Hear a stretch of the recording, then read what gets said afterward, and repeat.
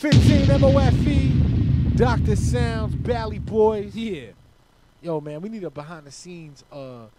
We need to do like a separate channel for like behind the scenes conversations. Yeah, word. That would be Yo, crazy, the conversations has crazy. Like what they do on the news. Like, you know when the music comes on, like on, what was it, Anchorman? And like they turn to each other. Fuck you, I'm gonna punch you in the ovaries. Like, but they just look like they're having friendly conversation while the credits roll and shit. Hell yeah, that'd be crazy. Yeah, man. But you know, let me take a phone call. Yeah, hell yeah. Let's see what we got here. Yo, 15 MOFE, what's up? Hey, yo, check this out. It's your boy Hop Cash. Yeah. Hop the Great. Hey, listen, man. What the fuck is up, my nigga? Yeah, listen, man. First of all, hey, yo, I like that riding with the top. I like that joint right there. That was Murder Baby. Murder Yeah, Baby. Hey, yo, Doc. Hey, yo, Bags, what up? Yo, listen, man. First of all, this is the #1 motherfucking internet radio station. You heard me? That's first.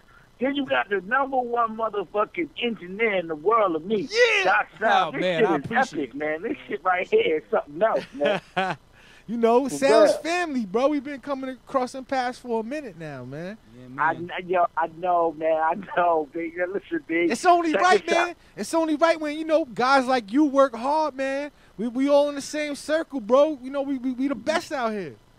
Yeah. Definitely, man. Definitely. Nobody do it like Heavy Bag. For real. You heard me? Word up. You heard it? What's up, Hop? When you coming back on the show, man? What's up with the new I'm trying to listen, man. You know, I had gotten some. Listen, man.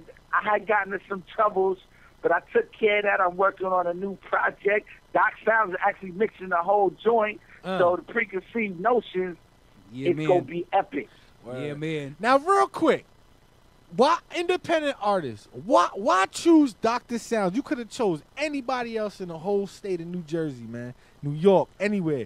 Why Dr. Sounds? You an artist who take your craft serious. You know what I mean? Why Dr. Sounds? I think that's the answer right there. I'm an artist that take my craft serious. So I expect serious work. You know what I mean? I expect serious mixing. And a lot of cats, you know, engineers, you know, I ain't trying to badmouth nobody, you know, get your money, but sometimes it sounds a little muffled. You know what I'm saying? Nobody want to hear all that. You know what I mean? We want that good work. You know what I mean? That Doc Sound shit. So that's the reason why I fuck with Doc Sound. Not to mention, he a real dude. You know what I mean? Definitely. You're What's up, man? What's up, Hop? What you got going on? Anything? I know you always got something going on, man. Yo, first of all, Hop Cash, they coming back around. Nice. This will be my second year in my neighborhood, you know, where I'm giving away over 100 book bags, prizes, all types of stuff, cookout. That's coming. You know what I'm saying? I got a show out in DR. I think it's DR. Yeah, I got a show out in DR in August, too. So I'm trying to prepare for this mixtape. That's my next goal, this mixtape, Preconceived Notions, man. Yeah, man, I've been working on it. It's crazy. I got some visuals. So I'm waiting for that to drop. That's what's up, man. You know we here for you. Anything you need from me, man, consider it done. We waiting on you for this interview, too, man. Yeah, man. Oh, yeah, definitely. Hey, Bags, listen, I got that FIFA, too, but we'll deal with that off the air. Woo! Okay. Okay. Let's do it. Say no more. Right, hey, Doc, you already know, man. Keep doing what you do, Doc. I got you. You heard me? Appreciate the call.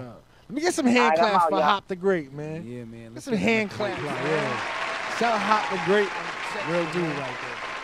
You know what I mean?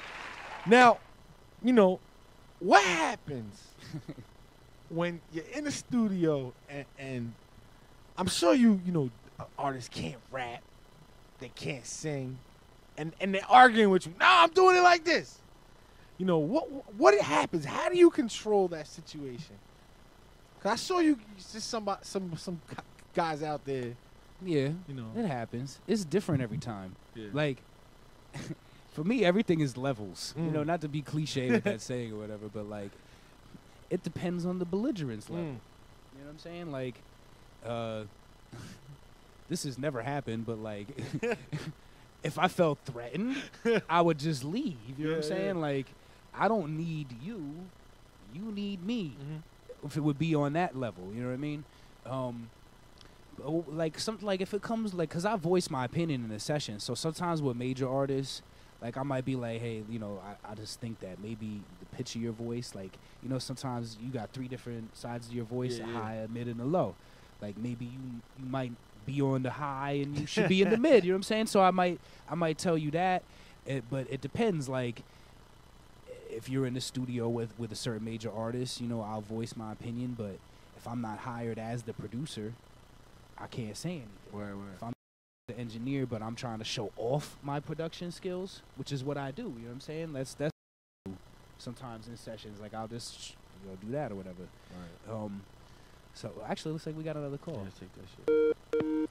Yo, 15 MOFE, what up? Yo, what's good? What's good, man? What's up? Good, man? This man Savage, yo. Yo. What up, Sam? Yo, what's going on? What's good, man? You know, we here, man. We just played that Days record. That's what's up. That's Fire. what's up, man. Yeah, man. Fire. Available Appreciate now. that, man. Available now on iTunes. Yeah, man. You another artist, man, that worked with Dr. Sounds, man. Yes, sir, man. It sounds like that dude, man, for real. Appreciate that. Sounds like you with that quality work, man. Word. That's what's up. What you got coming up, man? Any new Right albums? now, right now, Sounds actually, he mixed my whole album, man. You can go get that on iTunes, Amazon, it's in a lot of spots. It's called Nothing Less But Success. Yeah, man. Out right now, man. With Van Savage. It's Van Savage. You could go on Twitter. You know what I mean? Actually, too, with the crew, 6'5" Records, my man Loose Cannon, 6'5"? Ella, we all a whole big group. You go on tappin.com, go check this out. Okay. Check it out, Webcanny. You know, we're doing some big moves right now. Tell them who the features are on the album. Yeah, on the album is Ella Sensei. I got my man, Ella Sensei from the Artifacts. I got also my man Chops. I got my man Drift. I got my man, the one and only Loose Cannon, which is my manager. He does a great job. One of the best managers that I have. Word. That's what's up, man. Hey, yo, whenever you ready, man, come through, man. Get your 15 minutes, bro. No doubt, man. I'll be there, man. All right. That's what's up, man. No Van doubt, Savage. Man. Do your thing, man. Appreciate the calling. That's what's up, man. Van Savage on the check-in, man. Yo, the album is fire. I'm The album is crazy, I'm gonna go man. get that. Go for real. download that. Like, I try to support, those that support me. So you know what I'm saying. That's Nah, how I'ma it's go do supposed to that be. shit. You know what I mean? Real quick. What were we talking about right before? We was talking about what happens with the, Oh yeah, you yeah, explain yeah, it with the yeah, artists yeah. when the shit suck and shit. So it's like, I don't know. So like, sometimes it's hard to have someone see your way. You know what I mean? So like, there have been incidents like it's never like gone overboard or anything, but like some people will be belligerent and they think they know the way or whatever. So I just kind of put it to them like this: like sometimes if it's really bad, I'll be like, all right, we'll do it your way first. Yeah. Right. But we're gonna do it my way after that. And then they always pick the one that you know what I'm saying? Like, but it's like sometimes you gotta let people trip and fall or whatever. You know what I mean? So like that's usually how I deal with that situation. That's what's up. Who's like some of like the the people up to? You know what I mean? Why did you decide to get in mixing? Were you looking up to the engineers or more of the artists? This is so funny. This is so funny. Well, you actually know this side of me, and not a lot of people know this. I actually started rapping. I'm 34, so get my age away on the air.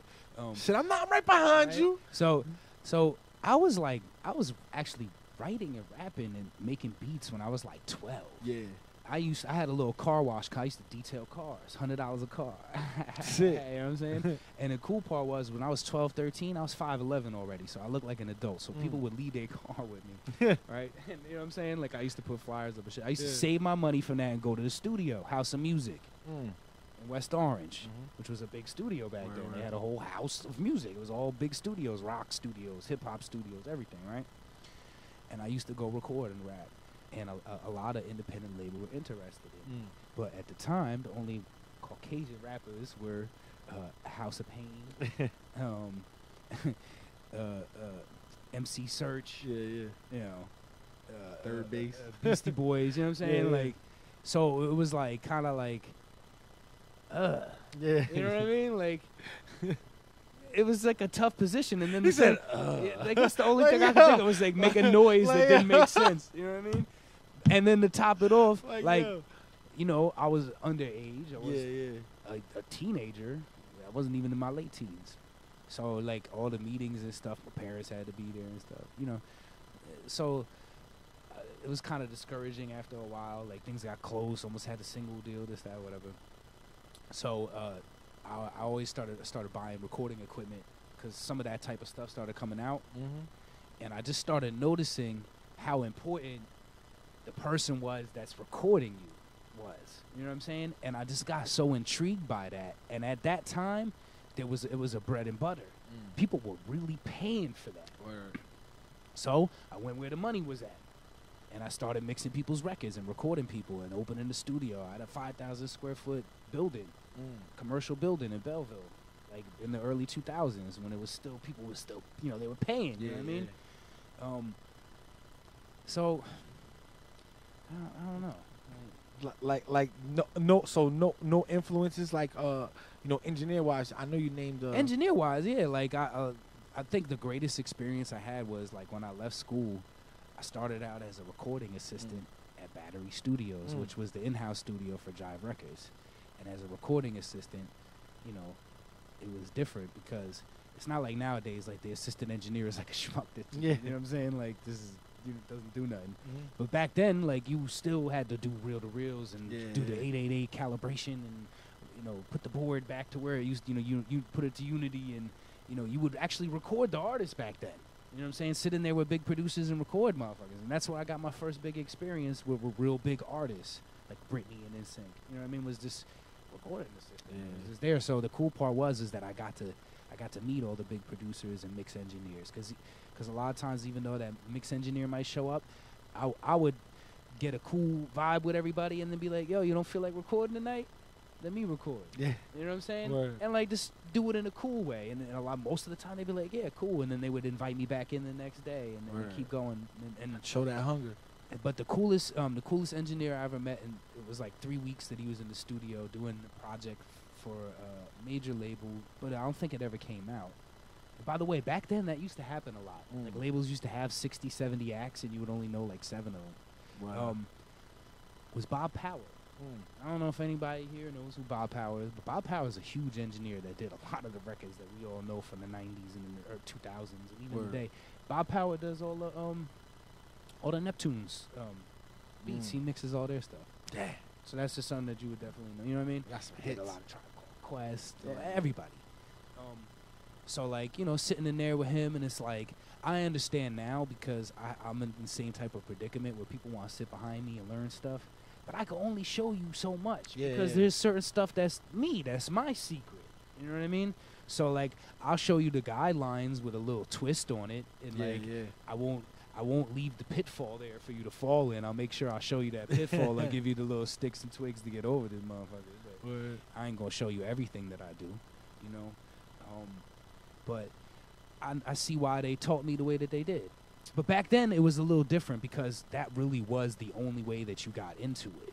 You know what I'm saying? Was you would be under a major engineer for a long 5 years before they even let you mix a record. Now motherfuckers come out of school whistling, posting professional mixing on their Twitter and all this type of stuff, talking about professional mixes. You know, so it was really cool. That's what's up, man. Learning that's big, man. Yeah, learning a lot from him. And there was a lot of other dudes, but like that, for some reason, that experience always stuck with me. Like it even got to a point where, and this sounds stupid, but like I was 19, so for him to be like, you know, even when he would leave the building or like do other things, like he would always include me in it. Like we would go to CVS to get water together, just so he would talk to me about my future. You know what I'm saying? Like it's silly, but it meant a lot to me back then because I was starting out, and I couldn't even believe I was in the position I was in. Because I went to college for a year and left. I was like, I need to do this music shit. And I went to IAR, but I did the 6-month accelerated program. So I was done in 6 months. And 3 weeks later, I was a recording assistant at Jive Records. Damn. Hey, Can I get some hand claps for that? Can I get some hand claps for that name? Shit, man. I just found a way to make sure that I would get that. I studied as hard as I could. I had the best relationships with all the teachers, and all the students gravitated to me in the break room and would want to study with me before the test. And all the teachers would see this, you know what I'm saying? Yeah. And like I just had such a background already because I was in studios at 14, 13. Yeah. You know what I'm saying? So it's like I was comfortable with this stuff. And like I had like A+ average. And I just had Smart I had every single teacher write a recommendation for me. Wow. So like the placement lady, I forget what her name is. All right, it's been so long, but whoever the job placement lady was, like I went in with everything, and I was like, "Have you ever seen this before? Like, how long have you been at this school? Have you ever seen this before?" She's like, "No." Like every teacher, you know what I'm saying? Wow. So no, like, all right, well, make that work, make it do something. That's you know what I'm saying? crazy. So like they gave me the job of a lifetime. Word. You know what I mean? Like, yo, this dude is the bomb. So it was cool. Like, I don't remember exactly what I was getting paid, but I was getting paid pretty well as a recording assistant at 19, 20 years old. Hell yeah, that's when big budgets was around. Yeah, you know what I'm saying? Like, it was cool, man. Like, certain records, probably like 50 an hour or something like that. You know what I mean? That's what's up, man. So, like, getting introduced into everything was pretty cool. You do an 8-hour session, getting $50 an hour. It's nice. $400, you go home. Yeah. You know what I mean? That's Like, crazy. That's crazy. yeah, and the sessions were really long sometimes. You know what I mean? Back then, 24-hour used session. to it now, huh? Yeah, now it's a disgrace. Like people come for like 2 to 4 hours. You know what I mean? And think that's a studio session. Man, that's a doctor visit. Yeah. Come do a real That's doctor. a Dr. Sounds of. Yeah, do a real doctor sound visit. Be in the studio for 8 hours or more. Right, That's a right. real session to me. That's when you start. That's when it starts mattering. 15 minutes of fame. Let's go.